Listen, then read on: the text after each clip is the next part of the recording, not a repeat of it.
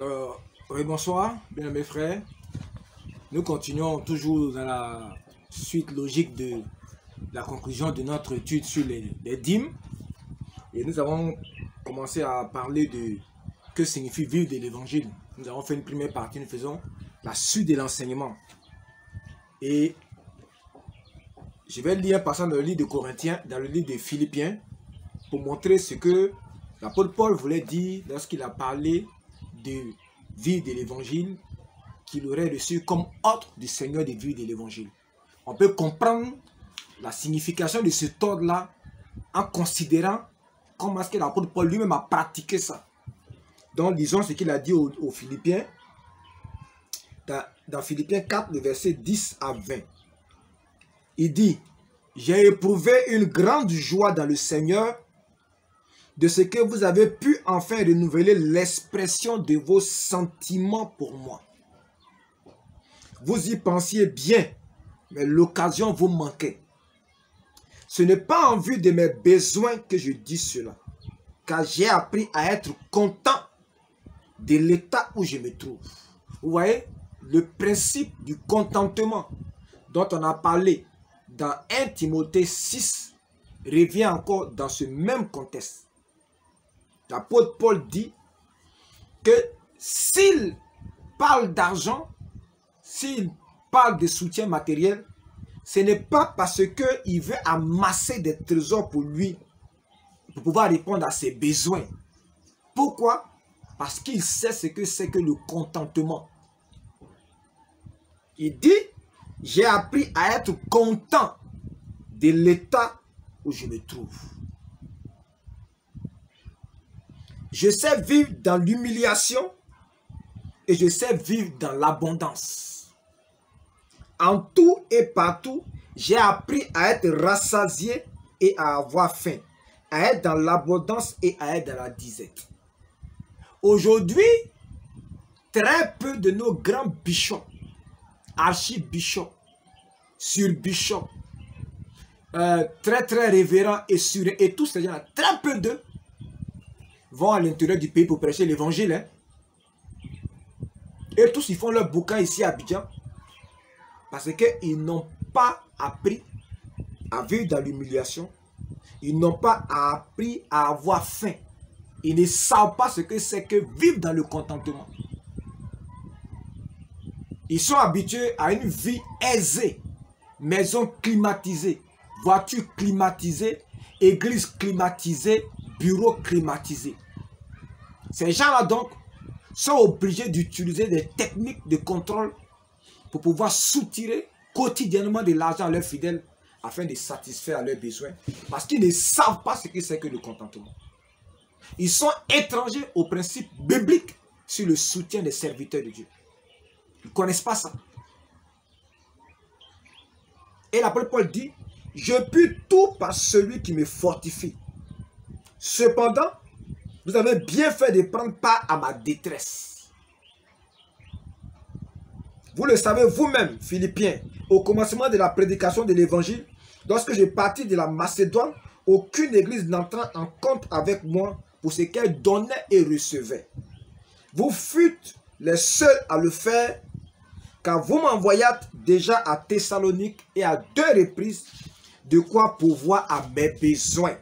Verset 17. Ce n'est pas que je cherche les dons, mais je cherche le fruit qui abonde pour votre compte. Oh, je ne sais pas si nos prédicateurs d'aujourd'hui sont capables de comprendre la profondeur de cet enseignement.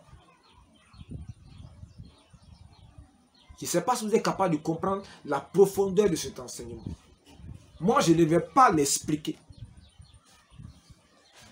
Parce que c'est un enseignement qui est destiné aux leaders. Je ne vais pas vous expliquer ça. Mais si vous comprenez la profondeur de cet enseignement, vous aurez compris l'évangile de Jésus. J'ai tout reçu. Je suis dans l'abondance. J'ai été comblé de biens en recevant par Épaphrodite ce qui vient de vous comme un parfum de bonne odeur. Un sacrifice que Dieu accepte et qui lui est agréable. Et mon Dieu pourvoira à vos besoins selon sa richesse avec gloire en Jésus-Christ. À notre Dieu et Père soit la gloire au siècle des siècles. Amen. Le verset 19, souvent vous voyez les gens qui citent ça en dehors du contexte, ne comprennent rien. Mais ils le citent juste pour vous amadouer, pour que vous donniez votre argent. Donc, voilà encore ce que l'apôtre Paul dit. Il fait aujourd'hui l'idée de contentement et il donne une grande révélation en disant que ce n'est pas que je cherche les dons, mais je cherche le fruit qui abonde pour votre compte. L'apôtre Paul dira la même chose à l'église de Rome quand il dit que si je veux venir au milieu de vous, c'est pour recueillir quelques fruits. Les gens ne savent même pas que derrière l'assistance matérielle, derrière le soutien matériel qu'on donne, soit à un homme de Dieu, soit à un frère, se trouve une grande vérité, un acte foncièrement spirituel, céleste. Il ne peut pas comprendre. Il va seulement que le côté argent. Pour s'acheter une voiture, pour s'acheter des biens matériels. Mais derrière ça, se trouve caché une grande vérité spirituelle.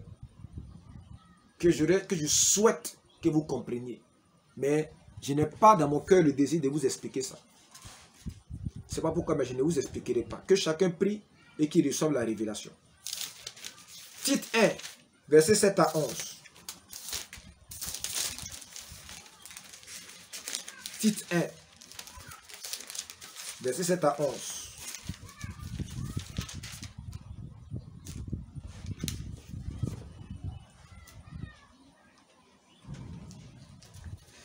Je commence le verset 5. Je t'ai laissé en Crète afin que tu mettes en ordre ce qui reste à régler. Et que selon mes instructions, tu établis des anciens dans chaque ville. Si s'y trouve quelques hommes irréprochables, amis, mari d'une seule femme, ayant des enfants fidèles, qui ne soient ni accusés de débauche ni rebelles. Car il faut que l'évêque soit irréprochable comme économe de Dieu, qu'il ne soit ni arrogant, ni colère, ni adonné au vin, ni violent, ni porté à un gain déshonnête.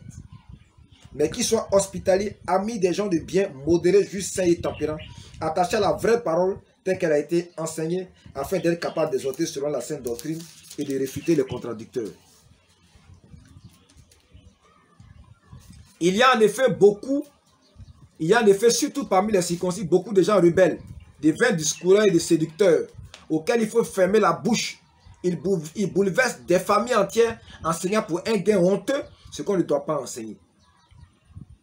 Vous voyez? Ce même principe-là, de ne pas enseigner pour un gain honteux.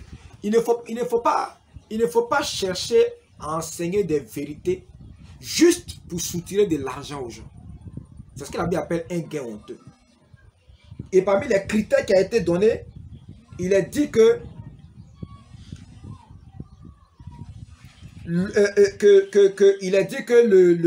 l'évêque ne doit pas un homme qui est porté sur un gain déshonnête.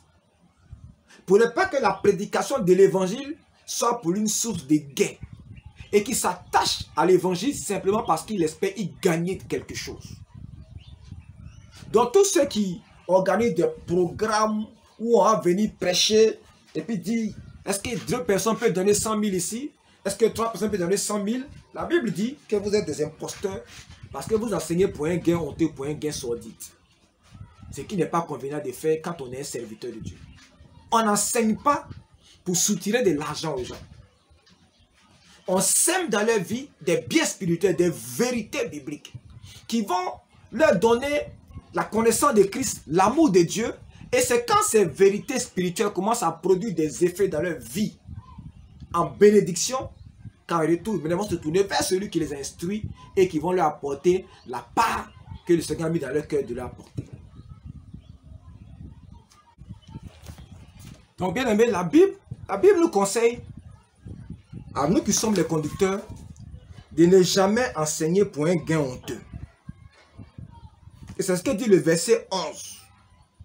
Le problème que l'apôtre Paul avait avec les Crétois, c'est qu'il y avait parmi eux des gens rebelles, des vains discoureurs, des séducteurs, qui boulevaient des familles tout entières. Ça concerne l'affaire d'argent. En enseignant pour un gars honteux ce qu'on ne doit pas enseigner. Ils enseignaient juste pour légitimer l'accaparement des biens des fidèles qui les écoutaient. Et je dis, ne participez pas au programme où on va aller chercher un prédicateur, un Anango, bien Nigérien, bien Ghanéen, juste pour vous prêcher un évangile, donner des révélations, pour susciter dans vos cœurs le désir de donner de l'argent. Ce n'est pas biblique, ce n'est pas correct. C'est ce que la Bible appelle enseigner pour un gain honteux. C'est Christ qu'il faut enseigner. C'est Christ qu'il faut enseigner.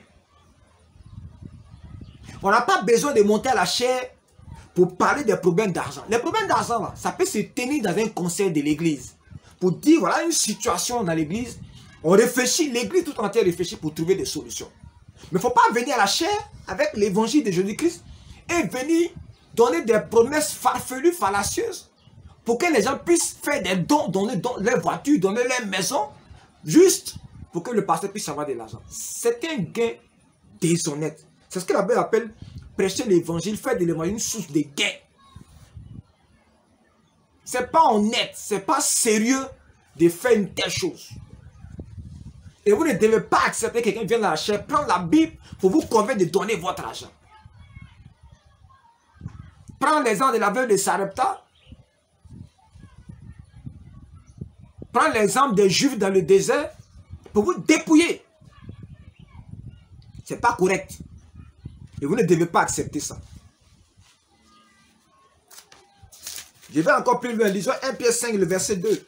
Parce que si je ne m'arrête que sur ces versets-là, vous allez dire que j'ai cité seulement que 2 versets. 1 Pierre 5, le verset 2. Je commence au verset 1. Il dit, voici les exhortations que j'adresse aux anciens qui sont parmi vous. Moi, Pierre, ancien comme eux, témoin des souffrances de Christ et participant de la gloire qui doit être manifestée. Paissez le troupeau de Dieu qui est sous votre garde. Non par contrainte, mais volontairement, selon Dieu. Non pour un gain sordide, mais avec dévouement. Non comme dominant sur ceux qui vous sont échus en partage, mais en étant les modèles du troupeau. Et lorsque le souverain pasteur paraîtra, vous obtenez la couronne incorruptible de la gloire. Voilà ce que la Bible dit. De ne pas perdre le troupeau pour un gain sordide. Ça veut dire que la Bible parle de gains sordides. Ce sont ceux qui prêchent l'évangile afin de pouvoir soutirer de l'argent à ceux qui les écoutent. La Bible dit que le principe, c'est de vivre de l'évangile dans le contentement, avoir la nourriture et le vêtement. Le principe, c'est que vous semez des biens spirituels dans la vie des chrétiens et en retour, vous moissonnez les richesses. Parce que lorsque vous semez des biens spirituels et que ces biens spirituels-là produisent en abondance du lait et que la brebis est vigoureuse, elle est grasse, elle donne du lait, alors vous pouvez aller manger, boire un peu de son lait. C'est ce que la Bible dit. C'est ce que l'apôtre Paul a dit dans le verset qu'on a vu. Qui est-ce qui élève une brebis et ne participe pas à son lait, ne bénéficie pas de son lait? Qui peut moudre le grain sans y avoir part? Qui peut semer une vigne sans avoir part à cette vigne-là?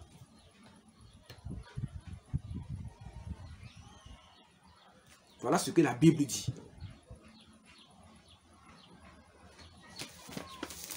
On va lire un dernier verset.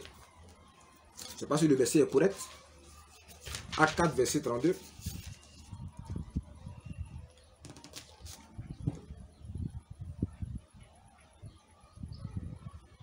Acte 4, verset 32 à 35. La multitude de ceux qui avaient cru n'était qu'un cœur, qu'une âme.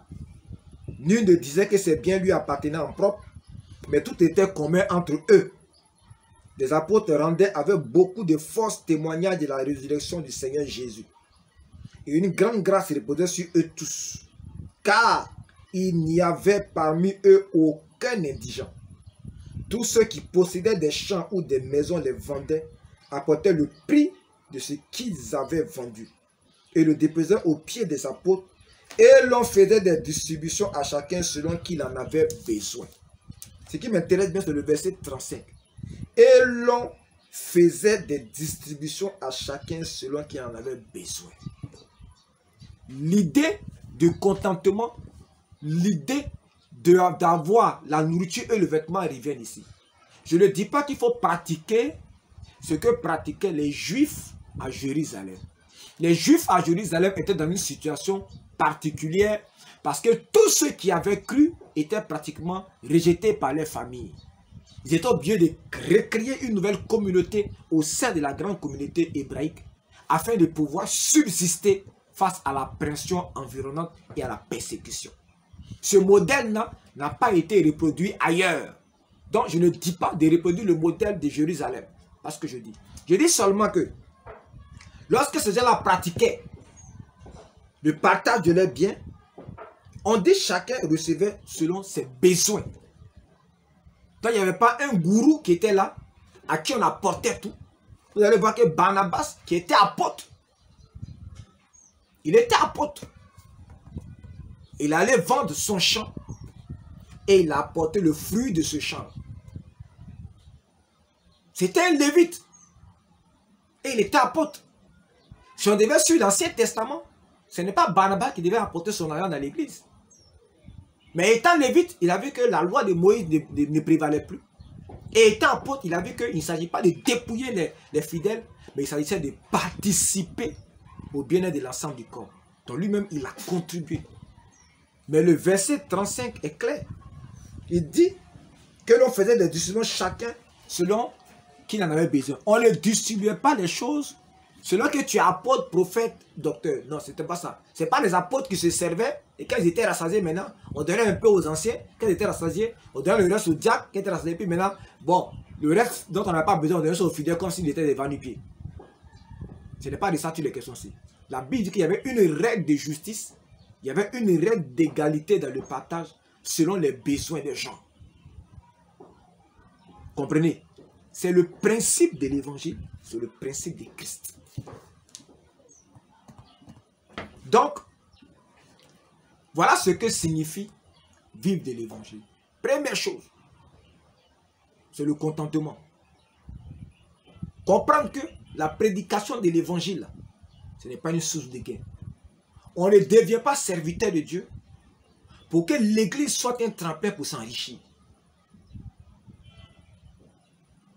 Donc ceux qui pensent qu'ils sont en train d'investir leur vie dans l'œuvre missionnaire pour que demain, ils soient riches, ils vont beaucoup d'argent, comme un fou dans une église disait que lui va devenir multimilliardaire. Et ce n'est pas qu'il a dit ça. Ce n'est pas qu'il a fait cette promesse, mais ce n'est pas Jésus-Christ en tout cas.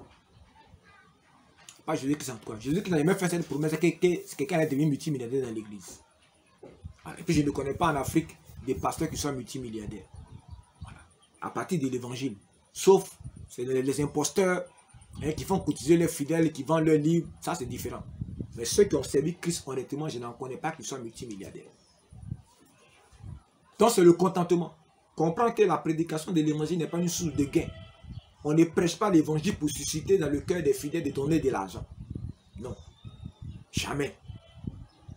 Deuxième chose, vivre de l'évangile, c'est vivre, c'est d'avoir la nourriture et le vêtement. Ce n'est pas d'avoir de l'argent pour s'enrichir. Vous comprenez? Vivre de l'évangile, ce n'est pas avoir de l'argent pour s'enrichir. C'est d'avoir la nourriture et le vêtement. C'est d'avoir le minimum dont un homme a besoin pour vivre, pour ne pas être dans la disette, dans l'indigence, et puis dans la misère, dans la mendicité. Tu ne peux pas réclamer qu'on climatise ta maison alors que la maison était fidèle, aucun n'avait de climatiseur. Tu ne peux pas réclamer qu'on te donne un véhicule 4x4 alors que tout est fidèle là. On a du mal à joindre les deux bouts chaque fin du mois. Tu ne peux pas dire que tu es un berger et tu vis au-dessus du niveau de vie de tes fidèles. Alors que la Bible dit que toi tu dois te nourrir de leur lait, toi tu te nourris de leur graisse. Tu les dépouilles. Et puis toi, tu es à l'aise. Tu es un imposteur. Tu es un brigand. Tu es un mercenaire. Tu n'es pas un serviteur de Jésus-Christ. Peu importe le titre que tu portes dans ton église, ce n'est pas ça qui est important. La Bible dit qu'on les reconnaîtra par leurs fruits. Tes fruits là témoignent contre toi que tu es un brigand. Tu fais partie de ces brigands que Jésus-Christ a chassés dans le temple. Tu es leur fils. Tu portes leur sémence en toi. C'est pour cela que tu te comportes comme ça. Donc, bien aimés frères et sœurs, pour conclure, je voulais que vous compreniez une chose. Ce n'est pas vous qui avez appelé les pasteurs au ministère. Quand Dieu les appelait, vous n'étiez pas là. Vous n'avez donc pas de compte à rendre à un homme pour ce qui concerne les biens que Dieu vous donne. Seule votre conscience et la connaissance que vous avez de Christ, et puis la reconnaissance du fait que cet homme qui se dit votre conducteur, le pasteur, a impacté spirituellement votre vie. C'est la seule raison qui peut vous pousser en toute liberté à donner ce que vous pouvez donner, sans exposer votre maison à la misère et à la pauvreté. La Bible dit que la bonne volonté est agréable en raison de ce qu'elle peut donner. Il ne s'agit pas de s'exposer à la détresse, à la pauvreté, à la misère pour contenter ton pasteur, pour contenter ton bishop. Ça n'a jamais été le cas. Et je voudrais vous montrer un verset, si vous me permettez, pour conclure.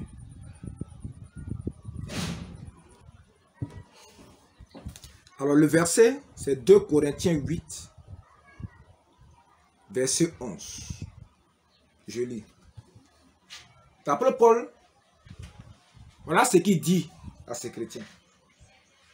Concernant l'affaire d'argent, pour couper court, j'aurai dans la prochaine vidéo l'occasion d'entrer en profondeur. Il dit, achevez donc d'agir afin que l'accomplissement selon vos moyens réponde à l'empressement que vous avez mis à vouloir. La bonne volonté,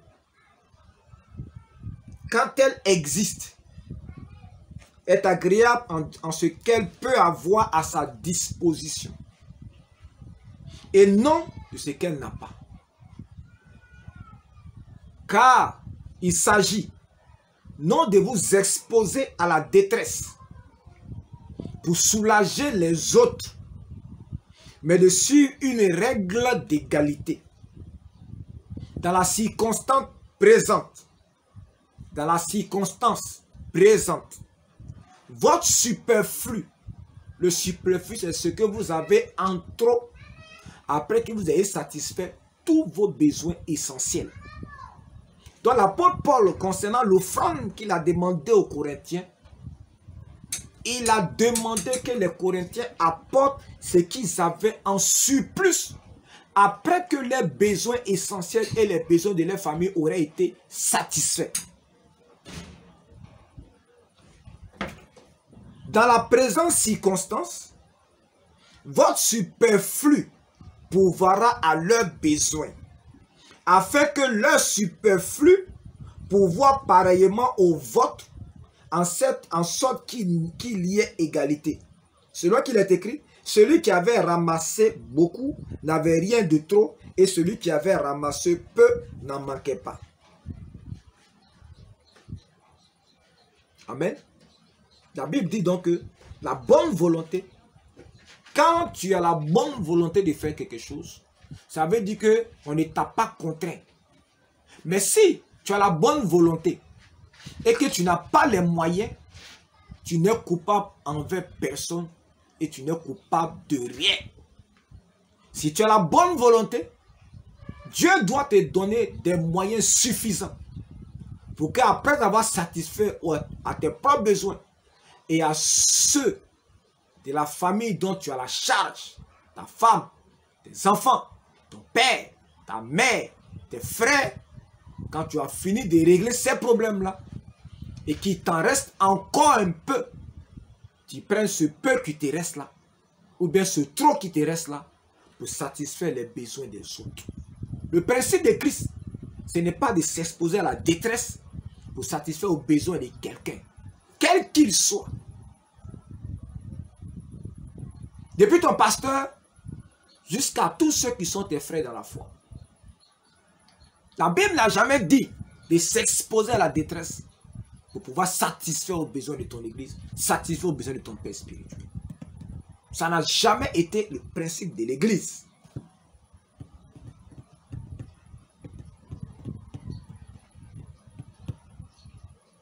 Donc, chers amis, voilà ce que je voulais dire concernant cette première partie sur ce que peut signifier vivre de l'évangile. La prochaine fois, je parlerai du modèle des apôtres pour ce qui concerne les biens matériels, pour ce qui concerne l'or et l'argent, pour ce qui concerne l'assistance qu'on devait leur apporter, pour ce qui concerne la participation des chrétiens à l'avancement de l'œuvre de Dieu. Quel était le modèle des apôtres? Et pourquoi est-ce qu'ils ont choisi ce modèle-là alors qu'ils auraient pu simplement faire du copier-coller de l'Ancien Testament et puis imposer des dîmes dans les églises? Que Dieu nous bénisse, que sa grâce et sa paix reposent abondamment sur nous. Et merci de nous suivre sur Croix Triomphante TV. Moi, bien-aimé frère Barnabas, on vous salue. Au nom du frère Barnabas Abaté-Léonce, qui est le directeur général de cette chaîne de télévision sur YouTube, et de tous les frères qui sont avec nous. Demeurez bénis au nom puissant de Jésus. Amen.